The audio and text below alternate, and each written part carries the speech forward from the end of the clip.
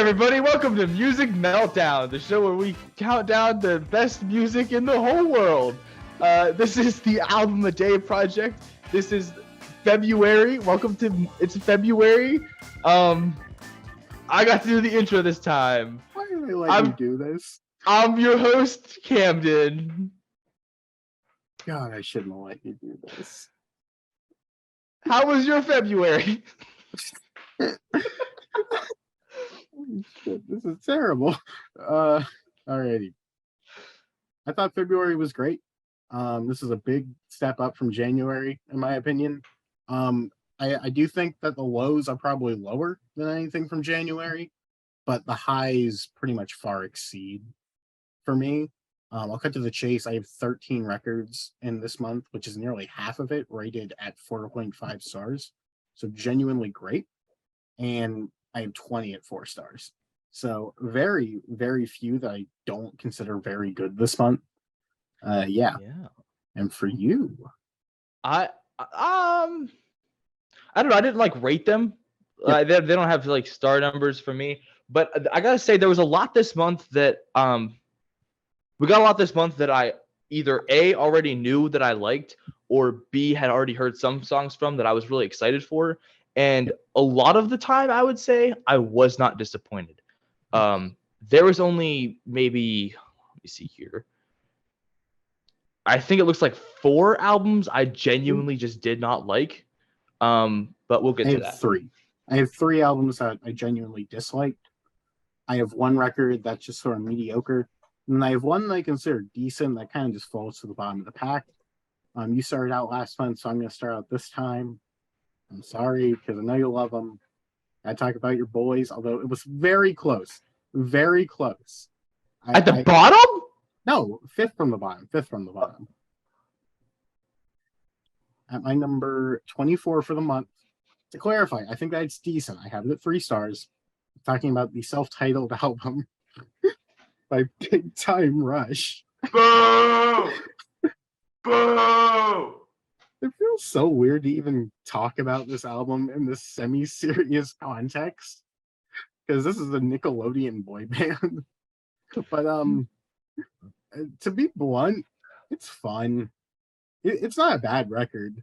Part of me wanted to play it at 3.5, but it's like I understand. It's not really that good of music. It's just kind of nostalgia clouding my mind. Just looking at the track listing, I do genuinely like Till I Forget About You a decent bit. Halfway There's a bunch of fun, and funny story about Halfway There. In the freshman year of Camden and I's high school, there was this thing called I forget what it was called. I think it was called the Freshman Fab Five or whatever. And Mr. Chad Hott would play music for everybody. And Camden would jokingly go play Big Time Rush every time. Every time. I forgot about that. I was gonna make this kid's dream come true. I went up there and was like, "Hey Chad, you should play Big Time Rush." And the look of disappointment in his eye showcased brilliantly. And then he walked back to my seat and was unironically like, "What song should I play?" And I said, "Halfway There." And I made Camden cry. It was a good day. But no, it was fun. For the most part, it's not terrible. There's a ton of vocal processing, you can tell. But I have a certain level of nostalgia for it. It really only does fall to here because I just liked songs on the rest of the other records better. And I thought that this was a really stacked month. So yeah, number 5, Big Time Rush by Big Time Rush.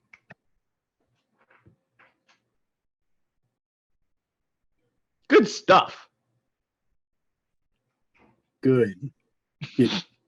You're up, dude. Oh, we're alternating? I thought we were doing them all at once. My bad. Anyway, my number 5 bottom of February is I gotta hold on. Before we were recording, we mentioned because we've known each other for so long, the on-screen chemistry is a little bit better than these other episodes. This does not showcase it. Yeah. Okay, my number 5 for February is Kings of Leon with Because of the Times. No, I gotta say, I was really looking forward to that one because of the very few Kings of Leon songs that I've heard, particularly "Use Somebody." I think that's either their most popular or second most popular. It is. It's a good song. It's a great song. So I was thinking like, oh, this album's gonna be great, and so much of it was bad. No. I think I liked maybe 3 songs on that album, but a lot of it just kind of sounded like, ah, man, I can't even really remember what it sounded like. It was like, It sounded great. no, he sounded like Okay, I don't blame you. He does have a bit of a weird voice. it's not even the voice. It was the way that he used it because he would sing like His really inflection. well, and then all of a sudden he'd be like he made really weird sounds. Well, You to be know? fair, he does that on "Use Somebody" too. He goes like, "Use somebody." But Yeah, no, but in that that's one he's like, it's like a progression. It's like a "you somebody," like it's like weird emphasis. On this album, it's like I wanna use you. Like I love it. does that make sense? I don't know. I get what you're saying. I just love it. So I don't know. Yeah, I expected to like it more than I did. I don't think it was super terrible. As far as like this is the one of my bottom 5 I don't think I hate. It's just there in my opinion. But I said it a lot. I gotta shout with that, in my opinion. But yeah, that's my number 5, Kings of Leon. I already forget the name of the album. well, I wouldn't say that it was terrible at all because I love that. It's my number 9 of the month overall. I think it's Hey a yo. fantastic modern rock record. Hey yo. Anyways, fourth from the bottom. Backstreet's Back. All right. Talking about Millennium by the Backstreet Boys. It's fine. It is what it is. It's not like a horrible record or anything, but it's just like plenty listenable. I don't really have a ton to say. It is what it is. It's a late 90s boy band. It doesn't sound great, but I mean, they're all solid enough singers. There are some decent hits on it. For what it's worth, I Want It That Way is honestly like a perfect pop song in some ways, and I did actually really like Don't Want You Back. But I mean, it's just kind of hard for me to take it seriously at all. I have it at 2.5. It's fine. It's listenable. But like, who cares? It's the fucking Backstreet Boys. I cares. They're lost. What do you hate against boy bands, man? What do you just hate having fun? You heard it No, I first, hate folks. men. Audrey hates fun. Oh, and men. But you know what? I'll accept that answer. This is terrible. My number 4 for the month. Now going from here, these ones are a little more difficult because I don't. This is an example of this month. It had so much good stuff in it. My bottom stuff, I don't even really hate because like a lot of the stuff last month were things that I was like, this is unlistenable. The rest of the stuff, I My boys just don't think it's murdered. What? My boys in Slint got hurt by you badly. Yeah, but no, I think everything else from the bottom of this month is listenable, and I can definitely see aspects of it that are good. I can appreciate it. It's just not like my taste. It's not what I enjoy. So having said that, just know I don't hate these. My number 4 is Bob Dylan with Blood on the Tracks. It was not bad, but it's just a taste thing. Not a whole lot on this album really stood out to me as like super great. A lot of the older artists that are like really well known, like we've done Billy Joel now and David Bowie. I think both of those actually this month. We might even get to talk about those later. But like some of these older artists, what? Bowie was last month. Oh, well, yeah. Well, either way, then I'll go with Bowie. You know, you hear about them a lot. Like in those cases, I haven't listened to like a full Bowie album or a full Billy Joel album. So I haven't heard those now, or even Michael Jackson. We got to are ones that like I was like, wow, that's really good. I get it now. I get the love and all that stuff. And then Bob Dylan was another huge one. He's like a big guy in like the rock scene, and it's just like rock and not really folk. Folk, yeah, better way to put it. But I don't know. I didn't see it. You know, I can appreciate a lot of the instrumentation stuff like that. It's good music. It's just I don't think as great as I was expecting. Yeah, I actually agree with that. That's a record that went down on me. Overall, that's my number 18. Hey, Uh, yo. I still think it's really good, mind you. But I definitely like it more than you. I think Tangled Up in Blue is great. Buckets of Rain was a good closer, but I mean, I don't love the record, only enough to own it. So Oh, it's yeah, really as one good. does. Uh, Yeah. third from the bottom. Let's keep this streak going without I, no strings attached. Uh, this is the first of the records that I didn't like. This is the worst sounding record I've heard in a minute. This thing sounds like hot garbage. It it it came out in 2001 and it sounds like 2001. that was the worst thing that happened in 2001, man. Don't think that that's correct, but it's up there. Bye Bye Bye is really good. This I Promise You is another solid one. It's gonna be me. I know that the movie came out later, but it kind of feels like a High School Musical reject. Um, God, Just Got Paid was terrible. The worst one by far on this record was Digital Get Down, Dude, which that is song is just so bad. borderline unlistenable. I mean, Yeah. this record. It's like it's just the Backstreet Boys, but it doesn't even sound good. And I just don't like any of their voices as much. Yeah. They have like a faux like hip hop thing on some of the songs, just really bad. 2 stars for that one. Not good. No, I have that ranked a lot higher, but honestly, I completely get all of your criticisms because I think NSYNC is like if Backstreet Boys had worse writers and only one of them could sing, which is why Justin Timberlake ended up getting a successful spin-off career, and I couldn't even name the rest of the group. So I know one of them. I know one of the other members, and it's Chris Kirkpatrick. And that's only because he was on Celebrity Big Brother 3. Which yes. funny thing to note also, James Maslow from Big Time Rush was on Celebrity Big Brother 1. Big Time Rush, let's go.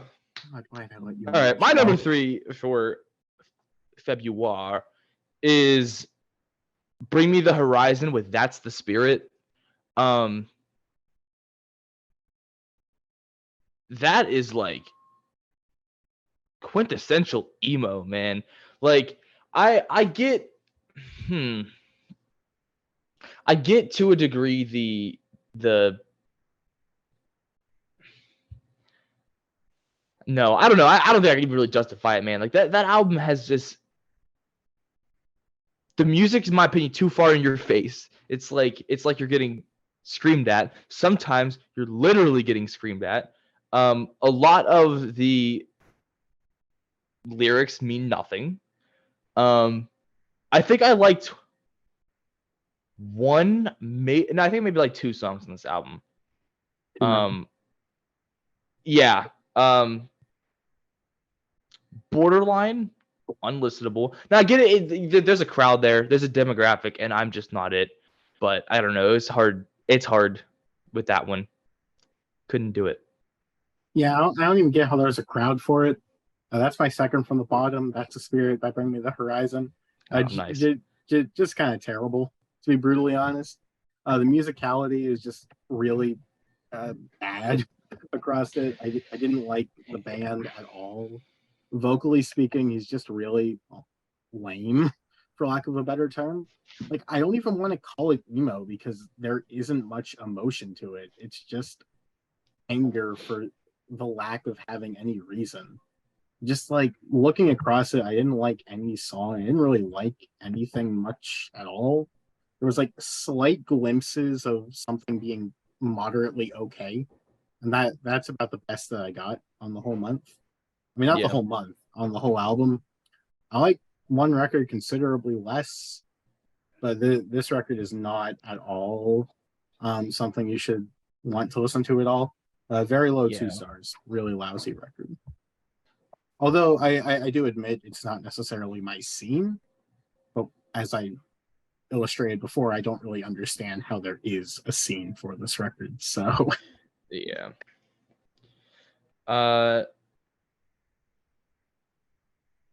Continuing, I have John Coltrane with Love Supreme, and I feel like I'm gonna get backlash for that. I Deservedly so. I don't know. I just didn't feel it. I mean, it has good production. It was sang well, but like I don't know, it just felt dated. It felt kind of uninspired. I don't know, nothing about it stood out to me. It was just an album I listened to. I quite honestly can't remember much from it, and I don't think I liked a single song from that album. Oops. Yeah, not trying to be that mean, but equally trying to be that mean. I think it might just be too stupid for it. That is very well a possibility. Yeah, I like that record considerably more than I thought that I would. I thought it's just below my 4.5, so I have it at a very strong 4. I absolutely loved it. It's just I don't have that familiarity with jazz and the knowledge of everything. I understand. Like, to clarify, that came out in 1965, and just the pure musicality and performances upon that for that time is just absolutely mesmerizing. And to be fair, 99% of the time, I don't give a shit about that. Yeah. It's just like I absolutely fell in love with the atmosphere and the mood, similar to like I was doing on the Stereo Lab and the Slim, which you also didn't like. So understandable. Yeah. I think one thing I've definitely learned so far doing this project is that I'm not a jazz guy. We did this one. I think we did one last month. I can't remember. I don't know. We just recently did one, and they are not my speed. I don't know. Something about jazz is just not. It's not for me. That's also how I know I'm not an adult, because that episode of SpongeBob when they're trying to learn how to be adults, the Patrick Toe SpongeBob, you have to acquire a taste for freeform jazz. Couldn't be me. Now you must acquire a taste for freeform jazz. Okay, SpongeBob, you're ready. Well, first you have to acquire a taste of any kind, and as we've proved. Hey, I'll have you know, I had pizza bagels for lunch today. Okay, I have taste and I have pizzazz, homie.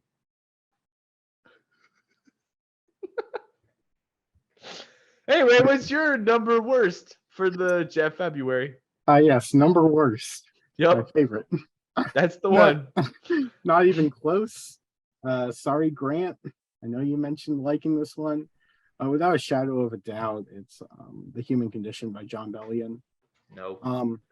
Just to be brutally honest with you, arguably the second worst record I think I've ever listened to. I just think it's absolutely horrible across the board. For one thing, he absolutely has zero vocal talent at all. The entire record is just coded in painfully drab vocal production across the board. He sounds borderline robotic, but even the robot can't muster the point to sound good, and it's just pathetic. 80s Films was downright atrocious. All Time Low is one of the worst bass drops and just hooks that I've ever heard. Fashion was dreadful. Maybe, I don't know, is just really drab. Calling Your Song woke the fuck up. Like, honestly, grow up, dude. The song is terrible. Weight of the World is slightly redeeming because it has somebody other than John Bellion on it. So that's a pretty good start there. I, Robot was, to put it bluntly, garbage. And I kind of enjoyed the Hand of God outro because it, once again, didn't have John Bellion on it. But it's also 5.5 minutes long, so that didn't redeem it at all. And the worst part about this album is it's 55 minutes long, and to be as brutally honest with you, it's a pop record and none of the hooks are good. It doesn't have a single good catchy chorus. It doesn't have a strong melody across any of the songs. It's just everything that it goes for. I think it fails at pretty much every attempt. And sonically speaking, I just think it's really boring. It's really generic and bland. For me, just really no, put that down. For me, just as honestly as I can put it, just borderline unlistenable, really just horrible across the board. I have that at 0.5 stars. Absolutely hated it. So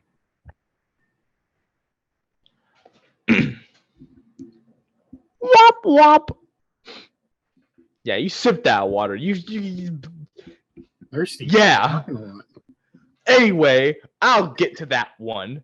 My worst one for the month, ironically, I guess not super ironically, but it's Graham Parsons with GP. I'm Wow, Cam Parsons. I'm Cam Parsons, not Graham Parsons. But yeah, no, it was what, like folky country-ish. Country is not my thing. I think the two genres I dislike the most are country and like trap rap.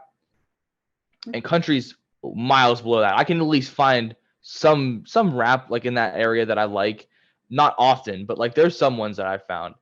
I just cannot get behind country music. And even this one is more excuse me, is more along the lines of something that I would like, because there's a very few country songs that I like, and all of them are like story driven. They're about like a hardworking guy just coming up, whatever, not like the got a cold beer and a big old truck and I'm gonna go home so that I can oh goodness, that's not a very kind word you were about to say. But no, I said it's definitely more along the lines of something that I would enjoy, but none of it just captured me. It's another example of there's parts of it I can appreciate. The music production on it was pretty good. I remember his singing being pretty okay. But it wasn't my thing. End of the day, it just wasn't for me. It is what it is. I mean, I'll throw it out there. I think Graham Parsons is an immaculate singer. I love him. I love that record. Well, yeah, well, I think John Bellion is a pretty good singer. Hey, you caught him Dookie, so I'm way worse than Dookie. Do you have the time? No, it's 9:38. It's 9:36 p.m. Your watch is messed up. It is. God. What the hell is the edited version of this gonna look like? Fantastic. Okay, then. Moving on, the good stuff. To clarify, it took me a while to get into country too. It took me kind of like listening to certain stuff that was like outside the main perimeter, and just sort of stuff that bordered upon country music. And I do think over time it could be something that grows upon you. If my not, roommates and all their friends here. Coop. Shouts out, Coop. No, they are obsessed with country music. Specifically, this guy named Morgan Wallen, who I've never heard of before I got to college. The N-word. That's news to me. Listen, I'd never heard of him before I got to college, and now he's literally everywhere. They talk about him. Apparently, he had a new album drop a couple of days ago. Everyone wants to talk about it. Like, dude, he's fine for what it's worth. Like, in terms of the modern bro country thing, I do think he's above most of that crowd. But I mean, he's still not great. They're convinced that by the end of the school year that they're gonna get me into country music, and I'm like, dude, They are not going about it the right way. I was like, I came from the Ohio Valley, dude. Exactly, everybody there is like country 24/7. If you're not into country, you're not a real Valley-an. If you aren't into country, and it's like goth. That's literally exactly no, that's so true. But like they've been trying to do that for years down there, and it did not work. What makes you think you're gonna do it in a couple of months? I don't like country music. I'm sorry. I'll do it for you. Don't worry. Give me some time. Oh no. Speaking of, you ought to know my number 5 is Alanis Morissette's Jagged Little Pill. That one. Absolutely love this record. I have it at a very strong 4.5. My top 4 are all 5-star records. I think that they're amazing. But I think that this one is no short of that. I absolutely love Alanis's voice. I think lyrically, this is one of, if I'm being brutally honest, the strongest of the 90s. I will admit one thing, and this goes for one record higher on my list. If you didn't pick up on it, I'm not old. I'm not like an older person, for lack of a better term. So I wasn't around in the 90s when the hits were big. Like when this is news to me. Like when there would have been a bunch of overplay, and you would have just gotten sick of them. So like, I'm able to appreciate a song like You Ought to Know or Hand in My Pocket or something like that with sort of fresh ears and just sort of not have those songs ruined for me. And to me, it's just a really fantastic rock record. Even whenever she slows it down and gets a bit more introspective on a song like Forgiven, her powerhouse voice is just able to turn it around. And for me, just across the board, I think that this is one of the best records in that sort of mid period that happened after grunge, but before sort of the more pop rock and later R&B started to take over. For me, it's just a really excellent record, and I do understand how it maybe could have been ruined due to the overplay that happened whenever it first came out. And unfortunately, none of her other records for me are able to capture the magic that is Jagged Little Pill. But I absolutely love it. It's a very high 4.5, and would highly recommend everybody give it a spin. So that's my number 5. Jagged Little Pill was fantastic, and I gotta point it out. I'm not the first person to, but you can't talk about Jagged Little Pill without talking about the song Ironic and how nothing she says in the song is ironic. Yeah. But a song called Ironic where nothing is ironic is ironic. So is she stupid or a genius? What's the verdict? Given the rest of her catalog, I'd say stupid. Maybe. But no, actually, I did really enjoy that one as well. I wish I could say I had it higher, but it just barely missed my top 5. It's my number 7. Nice. I wasn't sure how you were going to feel about that, so I'm really no, I actually that's one of the few this month that I liked every single song on it. It was really, really good. Nice. No, my number 5, and this might shock you that it's this low even maybe, is After the Disco by Broken Bells.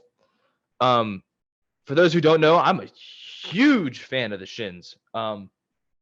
And the lead singer of that band, James Mercer, he's the singer of Broken Bells too. And I didn't know that at all before we started. In fact, I think you found that out actually when we were looking up albums for this project, I think. I did. So we have all 3 of the Broken Bell albums in our 365 list. And I wasn't really sure what to expect because I didn't know how different it'd be from the Shins, but it's James Mercer. I love his voice. He's so talented. And it did not disappoint at all. Particularly the song Medicine's a really good one on this album.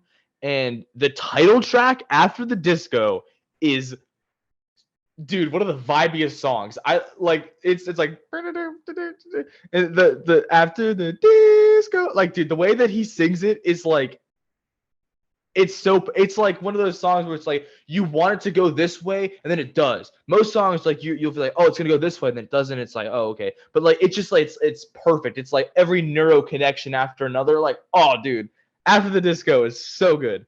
But yeah, top notch, great performance, great music, great instrumentation, great stuff. Yeah, I agree with most of your points. However, that's my number 20. And it's just because of how I loved this month, man. Like I thought it was very strong. I thought it was a really good record.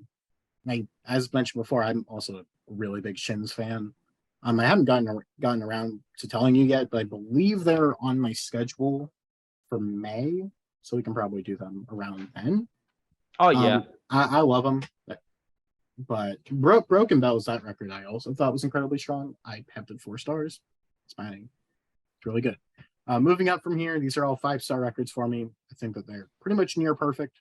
I love them. Before though, maybe one that you weren't expecting is Like a Virgin by Madonna. I think that this that high, a near perfect pop record. For one thing, the title track, absolutely incredible. Just other songs I love across it. Obviously, Material Girl is wonderful. Pretender has one of the catchiest hooks in general for me. Shooby Doo is a really surprisingly great song, almost having a bit of like I don't want to say swing, but it has almost like a loungy quality to it in that chorus to me, where she's going like Shooby Dooby Doo, la la la. It's really great. Kill it! No, kill me for that performance. God damn, that was bad. I absolutely love Don't Live Here Anymore. It's a great closer. For me, just across the board, the thing that really sells it is that production. It has that really early 80s pop sound where the synths are like really cold, almost a little bit icy, but they meld into everything brilliantly, and it's just such great pop appeal. And Madonna has such just an incredibly exuberant and just outward personality that she's just able to captivate an audience with anything that she does, even though, admittedly speaking, she isn't a great singer. She's kind of nasal at points, doesn't really have the biggest power to her, but it's just the personality and the bravado that really showcases in her talents. I love it. I have it at 5 stars, and I highly recommend it. One of the best pop albums of the 80s for me. Yeah, Like a Virgin was a pretty good one, but I gotta be honest, I didn't like it as much as I thought I would. I only like 2 songs off that one, being Material Girl and Over and Over. Honestly, Like a Virgin, like the song itself kind of makes me uncomfortable. Like just the way that she goes into detail about it. I feel that way about She Bop by Cyndi Lauper. I don't know that one. I'll send you it later. Okay. No, truthfully, I'm gonna level with you. I think that I enjoy the Weird Al parody Like a Surgeon so much more. And listening to it, I was just like, this would be so much better if he was cutting people open. But no, anyway, that's my 2 cents on that one. My number 4 for the month. My number 4 for the month. You want to take a shot at what my number 4 for the month is, huh? That'd be Gaga by Spoon. It's not. It's The Human Condition by John Bellion. All right, so, dude. My number 3 now, going to be talking about. No, hey, you shut your yapper. I'm gonna pop off here. Listen. The Human Condition by John Bellion is so much better than this fella was giving credit for. I gotta sort that. At least this. I liked all but 2 songs in here. Admittedly, iRobot and whatever the one after that one is, I forget, is not good. I love the rest of it. I think Fashion kind of is but I liked it enough to add in my like songs. Woke the Fuck Up, fantastic. A little bit like kind of cringy with the way he words it, like, yeah, I woke up and I needed you. Like it's a little bit cringy, but if you can get past that, great song.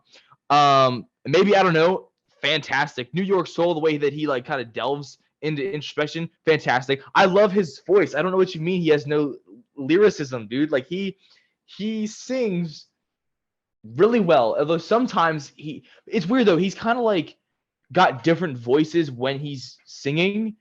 Some of them he just doesn't try hard enough, I think. But when he does, I think he sounds great. All Time Low is one of the best pop songs ever. I don't know what you're talking about, man. It's so good. He Is the Same is great, and I love albums like these where they tackle the underlying, when it's an underlying theme of a person's faith. I think he does this, and Kendrick Lamar was one we did that. I think they did this very well. Of like, there's kind of this underlying theme of his place on God, and his views on it are so different from anything that I've heard before. And I don't know. I just think that was super interesting too. I don't know. I like when songs sound weird. Like it's not, I don't know. I guess for lack of a better term, real music. A lot of it's kind of like production as kind of almost like AJR kind of feel. I like that. It either has, if it's like super production like that, I like it. So I can see a lot of your points, but I don't know. I loved it. I thought it was fantastic. That's my number 4, I think. Okay. Yeah. Well, a couple of things. One, cringy is the perfect way to describe it. I cringe every time I hear him sing. That's fair. Number 2, I would much rather take AJR over this. And you know how much I don't like AJR. You hate AJR. At least AJR have good hooks. I don't like them, but at least they understand how to write a hook. I'm ready. Steal a hook. They can do that too. But yeah, John Bellion just can't do that, like how he can't sing. But anyways, number 3. Oh yeah, just I forgot to throw it out there. I feel like he has like little to no emotion in his voice. He just sounds either monotone or he's just whining across the whole record. And it's just I can actually kind of see that one. There's a lot of points where he's just like, and all of the vocal modulation doesn't help that out, because like you can blatantly tell how I don't care about auto-tune or anything like that. That's not a big deal to me. because typically if you are using auto-tune, you still have to have an underlying level of talent to be able to utilize it properly. Oh yeah, if you don't even have that, if you don't have at least a base level of talent, it's just gonna sound robotic because of how much they're gonna have to force it. And he doesn't have that, which is what it sounds like. But anyways, I don't want to talk about that anymore, so I'm not gonna. Number 3, going to an album I own on vinyl, The Stranger by Billy Joel. I think that this is one of the great 70s pop albums. Hi there, Aquafina water bottle. Anyways, back to Billy Joel. I think that Joel is a really great pop singer, really great lyricist for what he's worth. And this is essentially just like a studio version of a greatest hits record. Moving Out is brilliant. I love the title track, The Stranger. Just the Way You Are is an absolutely beautifully written song. His performance is something to die for, almost McCartney-esque at points. Scenes from an Italian restaurant. I love the movements in that song. Vienna is just lovely, really a beautifully written song. Only the Good Die Young and Get It Right the First Time have this sort of like swing and like epic groove to them that I think really work well with Joel's almost chauvinistic vocals on that one. She's Always a Woman is really stunning, probably my favorite of his ballads across the record. And admittedly speaking, Everybody Has a Dream isn't very good. I think it's overly sappy, really overly orchestrated. It just runs on a bit long. And it just isn't for me. But the rest of the record is just all aces front and back. It's a 5-star album. You just finished your water bottle, and the time it took me to talk about my number 3 record, Stranger by Billy Joel. So let's talk about fucking Hippocampus or some shit. Actually, it's not Hippocampus. Speaking of the Shins, we did have a Shins album this month. It was Wincing the Night Away. That is my number 3. I love the Shins, and I feel like anytime that we get the Shins, they're automatically going to be in a top 5. I thought I had listened to every Shins song. I didn't realize I kind of went through and skimmed what I like. So I actually haven't heard all of this album, which I didn't realize. In fact, going through, I think the only ones I actually have heard in their entirety, is Port of Morrow, which is my favorite, and Heartworms from 2017. Both of which are really good albums. Wincing the Night Away was really good too. Sorry, I lost my train of thought. Australia is on that album, which is hands down, in my opinion, one of the best songs ever written, ever performed. It is a top tier song. But yeah, I mean, that one was just filled with good openers, good hooks, good endings. Of course, James Mercer. Love James Mercer. Yeah, the Shins. I love the Shins. Yeah, me too, man. That was my number 7. Just missing my top 5. I'm glad that we had the little ant infestation over there or whatever. I didn't hear a word of that because you're muted, but okay. Yeah, ants. Yeah, ants. Ants. Anyways, my number 2. I know you mentioned liking this record. I doubt you're going to talk about it, but I'm glad to get in my piece about it. These top 2, I really liked the other 3 that I talked about, but this is like a top tier record for me in general. It's in my top 30 just in general. I'm talking about Yoshimi Battles the Pink Robots by the Flaming Lips. I absolutely loved it. I knew this one. This is maybe like my 4th or 5th listen to it in general because of just how much I love the record. I think Wayne Coyne is just an absolutely fantastic vocalist. Very much sort of the apex, not quite to like Bell and Sebastian of like that really indie twee sort of sound. And on this record, it's really almost over the top and theatrical in this really beautiful neo psychedelia that they're sort of diving into, almost loosely dream poppy at points. I know that you don't like the song, but for example, Ego Tripping at the Gates of Dawn, or what exactly the song title is called, I think is just sensational. The title track, Yoshimi Battles the Pink Robots, is just amazing.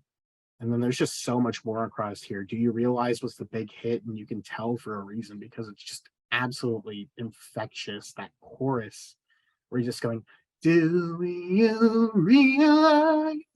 It's just absolutely incredible. Your face right there is made this whole video worth it. It's going to be very interesting whenever. Oh, it's gonna be zoomed in for sure. Oh god. Make sure you put that in post. Later, future Camden. Good job. You're doing great. I love you. I sign a lot more than I should have across this. I'm bad at that. Anyways, yeah, I just absolutely love the record. I know it's telling like a loose story across it, but I don't even care about that because for me, just the songwriting and the performances are just absolutely sensational. And yeah, this is one of those records I can just sort of lose myself with them because of how much I really just love it front to back. Easy 5 stars and highly, highly recommended. Yeah, that one was really good, and I like that a lot more than I was expecting because it looked very weird. It kind of looked very arty, almost like the Stereo Lab one or something like that, and I was expecting to not like it, truthfully. I figured you were going to like that one. Yeah, no, but it was really good. Yeah. It just missed my top 10, actually. It's my number 11. But I'm just, that, like you said, there's just that much good stuff this month. Oh, yeah. My number 2 is Big Time Rush by Big Time Rush, featuring the song Big Time Rush from the hit Nickelodeon show Big Time Rush. Oh, is that like the new band that's going around named Big Time Rush, featuring the old members of Big Time Rush? It is a lot like the new band Big Time Rush, featuring the old members of the band Big Time Rush. We gotta be in a bit of a big time rush to finish this episode at this rate. Oh yeah, we gotta hurry along. I'll level with you. I'm probably very nostalgia blind on this one. That is correct. Very nostalgia blind. Growing up, literally all I listened to was Big Time Rush and Radio Disney. But no, even I still listen to them to this day. I think they're fantastic. Truthfully, it is very just like basic pop music, but you know, it's fun. It's, you know, turn off your brain. Their voices are great, and honestly, the more they go on, they kind of get better, and they kind of get better at singing together. But even this first outing is, I think, really good. You know, they got Snoop Dogg on their first album on a song that he was not equipped for and still managed to steal the show. So I don't know. That deserves some points. I mean, I don't know. He's not nearly as good as the Jordan Sparks. They honestly, legitimately, they probably sing the best on that one. But that song's just No, it's probably a mix between genuine love for that album, because I've been listening to it since I was like 4, and just it's good stuff, man. It's good stuff. Big Time Rush by Big Time Rush. That's my number 2. It is what it is. I knew it was going to place highly. I won't lie. I was expecting it to be number 1. No, there's one album that I thought was so fantastic, liked every single song, blew me out of the water, that beat Big Time Rush. Just looking at the list, it's gotta be Spoon, I'm thinking. Go ahead, tell me your number 1, and then you'll find out. Well, my number 1, I've talked about it with you. It's pretty obvious. I haven't gotten the chance to talk about them yet on the channel. Definitely going to. I know a lot of people don't like this band, but I don't care. My unabashed love will come out more than it ever has before. But the Counting Crows, with August and Everything After. For me, this is just absolutely incredible front to back. I think Adam Duritz is one of the greatest writers of the 90s. He's one of my favorite vocalists and performers just ever. And I think across this record, they're channeling groups like The Band and kind of like rootsy rock with having a bit of the modern alternative edge. They would have songs like Round Here, which was a big hit. I love kind of the breakdown that goes in the middle of that song where it's like after the first verse, but the band just sort of lets loose and has like this really tight groove going on. I love Omaha with its like slight country tinge. I think how Adam performs that song is incredible. Mr. Jones was a hit for a reason because that chorus is just absolutely undeniable. Perfect Blue Buildings and It Begins, Time and Time Again are just really gorgeous, spellbinding songs to me. Rain King and Sullivan Street are just absolutely lovely. They're really big downers across the record, but they help blend into the mood of it. Ghost Town has this really, for lack of a better term, ghostly vibe to it, and I just think once again it's incredible. Raining in Baltimore might be my favorite on the record. Just once again, I don't have a ton to say because I just think that it's so immaculately performed. And at the end of it, you have probably the best, just like full on pop song on the record with A Murder of One, with that really just infectious, boisterous chorus where they're just letting loose. And after all the, for lack of a better phrase, darkness that protruded a lot of the record, this is sort of them letting loose and ending on this massive high point that's just really able to culminate the record full circle. It's just outside of my top 10 records in general. Almost for sure going to be in the top 5 that we're going to cover for the entirety of the show. I just think that it is sensational front to back. With that being said, I can't wait to hear you talk about Red by Taylor Swift. No. I keep getting made fun of because everyone keeps calling me a Swiftie. I'm not a Swiftie. I just dabble a little bit in Taylor Swift. I dabble, you know? No, it's not. No, Counting Crows I thought was really good. It wasn't what I was expecting though. I've voiced this many times to you, but I thought I was expecting more like the Shrek soundtrack with Accidentally in Love. Listen to Hard Candy. That's the one for you.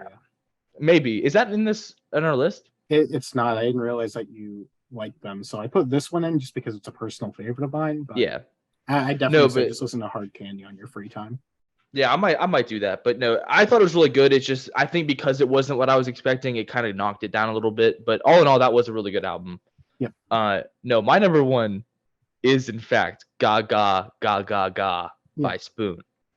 That's what I expected. Firstly, terrible name for an album, honestly. I don't like that. But the album itself, content's fantastic. Yeah. I'm actually going to put that one in there, even though I'd never heard it all before because of the song. What is it? The Underdog. Yeah. The Underdog is one of my favorite songs ever. I found it on a playlist in Spotify called Spider-Man Vibes. And I got to tell you, I think it fits that. It is Spider-Man vibey. But no, so obviously The Underdog is top notch, fantastic song. What is it? My little Japanese cigarette case, fantastic. You Got Your Cherry Bomb. That's probably one of my favorites off that album. Don't Make Me a Target, Don't You Ever. I liked every single song on this album. I find it very difficult sometimes to describe what it is that makes an album really good, but in this case, it just has the almost exact vibe I'm looking for. You know, like everything about this album was, I don't know, it's very like mellow rockish. I don't even know how to describe it. It was so good. Front to back. Swaggin' Dog is so good. It's so swagalicious, dude. It's the bee's knees, the bomb.com, other adjectives. Gaga Gaga Gaga by Spoon. Number one. I said that really quick. That was my number 12, but mind you, I think it's a great record. And interesting fact, You Got Your Cherry Bomb was my number 1 whenever I did the Spoon songs for that episode. I don't blame you. That's a fantastic song. I figure you should definitely give their other records a shot then. They're one of those groups that, for the most part, after their first 2 records, have a pretty consistent sound all the way through.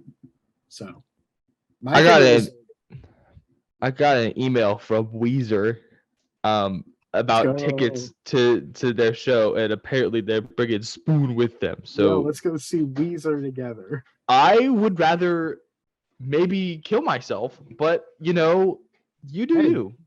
You're just afraid because we have the Blue Album in next month. I am afraid. I don't want to like Weezer. You know that you're going to like it. But I feel like I will. There's no reason why you won't like it. If you don't like it, it is simply going to be because you've put it into your mind that you don't like Weezer. You know what? Honestly, though, that's the same mindset I had on My Chemical Romance for a really long time because I was like, I don't want to be emo. I don't want to listen to My Chemical Romance. It's okay. But You were that anyway. oh yeah, but no, but their song "Welcome to the Black Parade" I heard for the first time in its entirety a couple of months ago, and man, that was fire! Great song. So maybe I should stop hating on Weezer so much and actually, oh, Just seeing your it hurt to say. just seeing your despair at trying to give Weezer a fair shake is hilarious. But Anyway, let's talk about some of the records that didn't quite make our list. We had yes, two pretty big hip hop juggernauts that didn't make either of our We top did. fives, being 36 Chambers by Wu oh Tang yeah, Clan and to the Wu Tang. Low End Theory by A Tribe Called Quest. Oh, that's right, yeah. Yep. Both of those actually made it into my top 10 though. They did The not. Low End Theory is my number 6, and Enter the Wu Tang is my number 10. Ooh. I have those two actually reversed from your order. I preferred Enter the Wu Tang. Really? I had that at my number 16, and I had Tribe Called Quest at my number 19. But to clarify, I really like them both, so it is what it is. Yeah. Beats I like them more both than I was expecting to. Yeah. I think Enter the Wu Tang is a little bit more hard, I guess. In my opinion, it's like that's almost like, I believe that's East Coast, while Tribe Called Quest, I could be wrong. I believe that's West Coast. Yeah, I don't know. Just their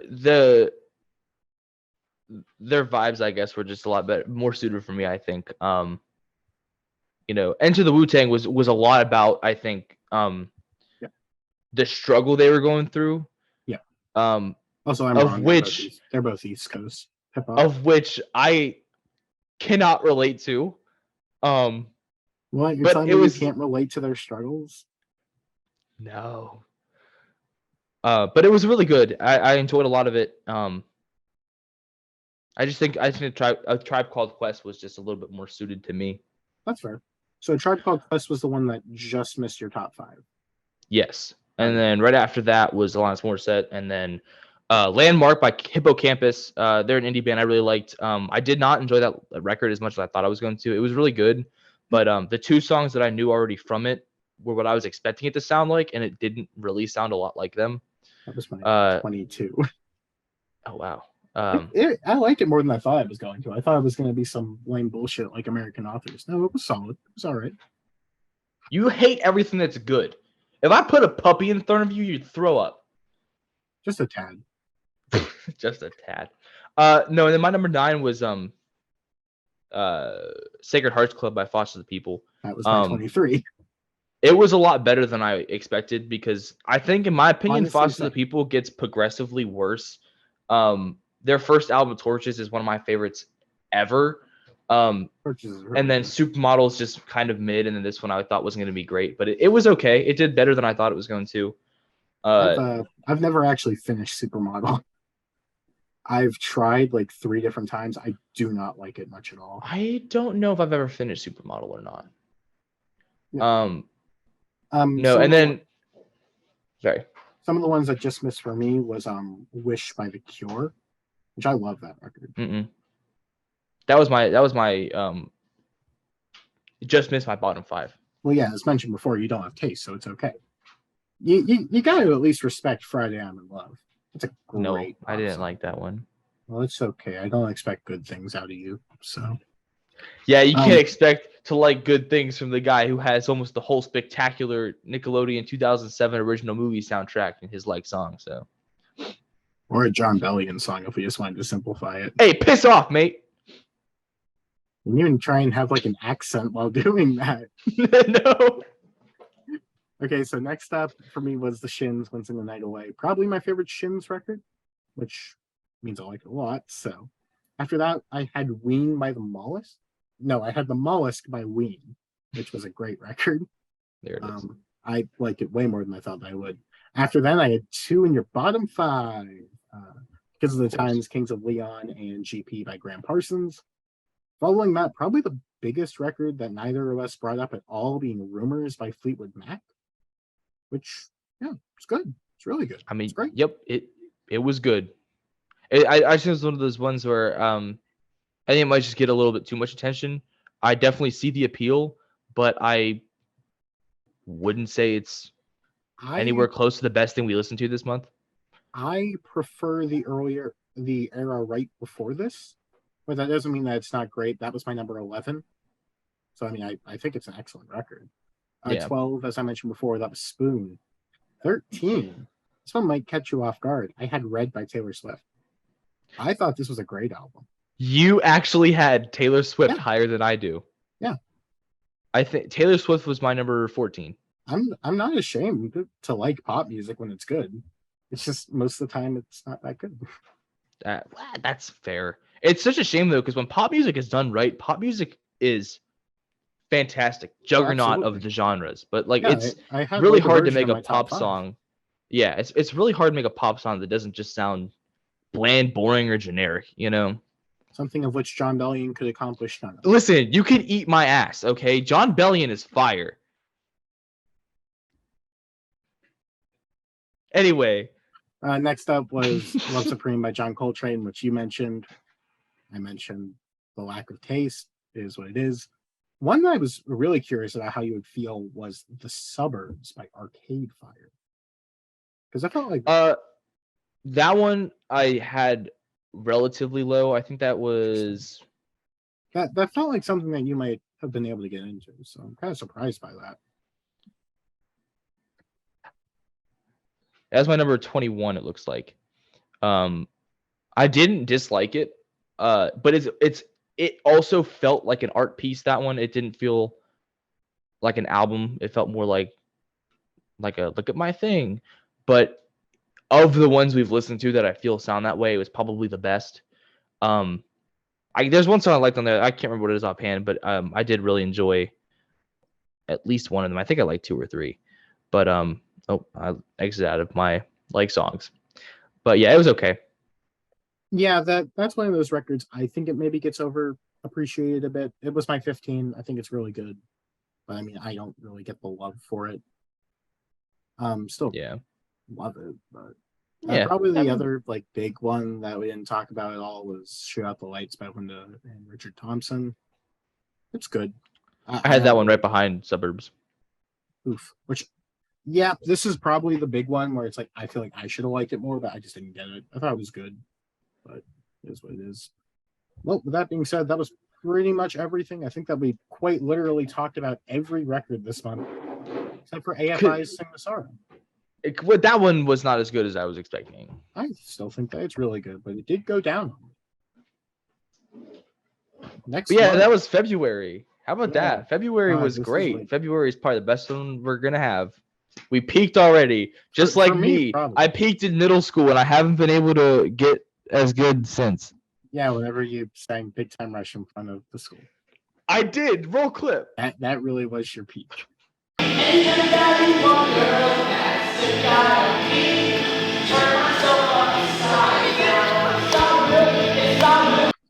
But anyways, next month going to be really strong as well. For example, we got California 37 by Train. Let's go. It's something to not look forward to. As well as some great ones including Off the Wall by Michael Jackson, Skylarking by XTC, The Queen is Dead by The Smiths, Weezer's self-titled Blue album, Violator by Depeche Mode, Speaking in Tongues by The Talking Heads, Tommy by The Who, Rain Dogs by Tom Waits, which I can fully assure you, Camden, Tom Waits is going to be your bot. I see zero chance in which Tom Waits is not your least favorite next month. Well, they name like Tom Waits. I can't imagine I would like it. I'll send you a song and I'll see how you do. No, there's no shot. It's not your worst. Some Stevie Wonder in here, Jimi Hendrix, and Bob Marley. Torches by Foster the People, and the one that everybody's looking forward to, Bowling for Soup. Bowling for Soup. Let's go, Sade. Can I let you host this? I'm fantastic. That's why. You have a damn outro already. I drank too much water when he was talking about that one album, and now my bladder is so full I can feel it pushing on the outside of my chest. Anyway, thank you so much for watching this episode of Music Meltdown. I did a horrible job as the host, and we'll probably never get to do it again. So, tune in next month for the March edition of the Album a Day project. Bye-bye!